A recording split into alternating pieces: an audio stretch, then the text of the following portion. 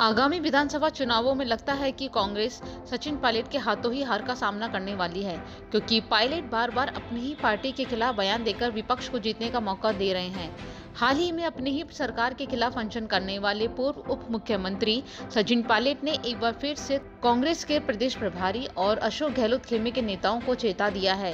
बाड़मेर में वीरेंद्र धाम के शुभारंभ के मौके पर पायलट ने कहा कि देश और प्रदेश में लूट और भ्रष्टाचार का जाल फैला हुआ है। इस भ्रष्टाचार के खिलाफ मैंने आवाज बुलंद भी की थी, लेकिन कुछ लोगों को यह बात पसंद नहीं आई। उन्होंने कहा कि भले ही ये बात किसी को पसंद नहीं आई हो, लेकिन उन्हें इसकी परवाह नहीं है, वो अपनी कोशिश जारी रखेंगे। पायलट ने कहा कि लोकतंत्र को बचाने के लिए राजनीति में अच्छे लोगों का आना जरूरी है और उनके आने से ही प्रदेश और देश की राजनीति स्वच्छ और बेदाग बन पाएगी।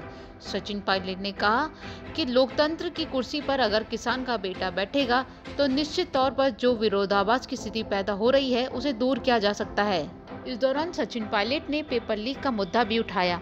उन्होंने कहा कि जो माँ बाप अपने बच्चों को पढ़ने के लिए शहरों में भेजते हैं और अपनी मेहनत की कमाई पढ़ाई पर खर्च करते हैं, लेकिन जब पेपर लीक होता है और परीक्षा रद्द होती है तो उनके दिलों पर क्या गुजरती है, ये बात वही समझ सकते हैं।